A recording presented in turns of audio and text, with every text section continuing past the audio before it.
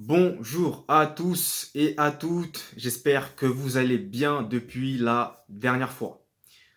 L'Inter de Milan a explosé, si je peux même dire anéanti, le Milan AC 2-0 grâce à des réalisations de Edin Dzeko et de Mkhitaryan.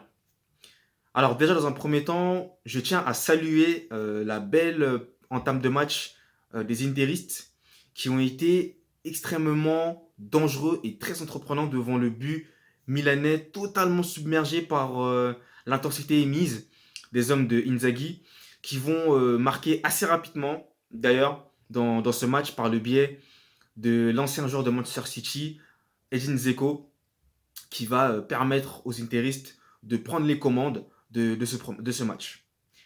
Par la suite, quelques secondes plus tard, et retenez bien secondes et non minutes, quelques secondes plus tard, l'Inter va inscrire un second but dans la foulée, grâce encore une fois à une percée de Mkhitaryan, il me semble Mkhitaryan, qui va tout simplement prendre contre-pied Mike Maignan qui peut rien faire.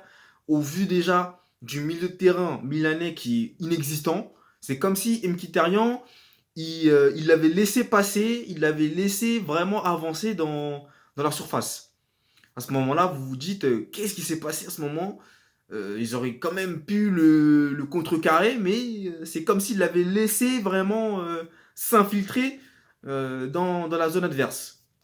Ce qui a engendré par la suite le second but assez rapide et tueur, si je peux dire, des Interistes qui mènent alors 2-0 au sein du stade San Siro qui, vous l'imaginez, n'est pas très serein par cette domination du rival historique. Et d'ailleurs, ils ont bien raison de ne pas être très rassurés parce que quelques minutes plus tard, bah, la domination interiste va continuer à se mettre en place. Et malheureusement pour les Milanais, ils vont complètement être sous l'eau, hein, la tête sous l'eau, face aux multiples offensives et notamment un poteau de Çalhanoğlu qui a bien failli mettre un troisième but, synonyme déjà de, on va pas dire de l'espoir qui tombe à l'eau, mais pas loin quand même. Et fort heureusement, Mike Maignan a été sauvé par son poteau, hein, qui le sauve, voilà, de ce troisième but de l'Inter de Milan, très dangereux et totalement dominant, faut le dire, dans ces 45 premières minutes. Hein. Mis à part une occasion d'Olivier Giroud et un petit tir de Brahim Diaz qui n'est pas vraiment inquiétant, le Milan C a totalement été dominé dans cette première mi-temps. Il faut quand même le dire et c'est important de le relater. Néanmoins, en seconde mi-temps, les Milanais vont commencer à produire du jeu et commencer enfin à prendre un petit peu, j'ai bien dit un petit peu, l'incendant sur leur rival historique, l'Inter de Milan, par le biais notamment d'opportunités venant de... Alors, il y avait aussi l'opportunité de Saelmakers que j'ai oublié de dire. Ah, c'est Saelmakers ou Brahim Jazz? Non, je crois que c'est Brahim Jazz. C'était Brahim Jazz, je l'avais déjà dit en première mi-temps. Mais en seconde mi-temps, les Milanais vont tout de même avoir des opportunités assez intéressantes qui vont leur permettre de gagner en confiance malgré les débuts concédés en première mi-temps. Mais comme je vous le disais, l'Inter de Milan, de leur côté, ne va pas lâcher l'affaire et ils vont continuer sur leur dynamique en transperçant de fond en comble la défense milanaise, encore une fois, beaucoup trop laxiste. Et surtout, le milieu de terrain aussi n'était pas à la hauteur du rendez-vous face aux hommes de Inzaghi qui ont vraiment été très performants dans ce domaine-là. En témoignent d'ailleurs les multiples occasions que auront par la suite les Interistes, par le biais encore une fois de Edin Dzeko ou de Lautaro Martinez aussi qui butera sur le gardien Mike Maignan, il me semble. Si c'est Lautaro Martinez, n'hésitez pas à me corriger si c'est pas le cas, mais il me semble qu'il butera à un moment donné sur Mike Maignan. Et Lukaku qui va aussi rentrer en jeu, qui n'eut pas énormément d'opportunités, va aussi se distinguer quelquefois par des attaques menées grâce à son équipe. Mais ce qui est sûr, c'est que l'AC Milan était déjà plus en adéquation avec leur football au sein de la seconde mi-temps plutôt qu'en première qui a été catastrophique. Et pour aborder et continuer sur ce que je disais par rapport à l'AC Milan et leur seconde mi-temps, il faut dire que les Milanais ont été mieux dans le jeu et ont pu compter sur des opportunités, notamment un poteau, il me semble Alors, comment s'appelle-t-il? Tonali, voilà, c'est ça. J'ai retrouvé son nom. Tonali qui va frapper la barre transversale, malheureusement. Et ce but, s'il aurait été au fond du filet, aurait tellement fait de bien et aurait totalement changé la physionomie du match.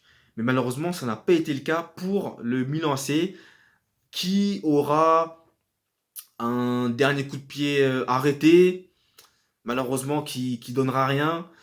Et sur cette occasion de Tonali, ce coup de pied arrêté du Milan, bah, les Milanais vont bel et bien s'incliner pour la première manche, hein, 2-0 face à une équipe de l'Inter de Milan qui a tout simplement dominé de fond en comble les débats. Et je pense qu'il n'y a pas grand-chose à dire, mis à part cette domination très très très forte des Interistes qui prennent un ascendant déjà psychologique sur la seconde manche qui va venir assez rapidement, dès mardi d'ailleurs. Donc restez à l'affût car ça va arriver très très vite.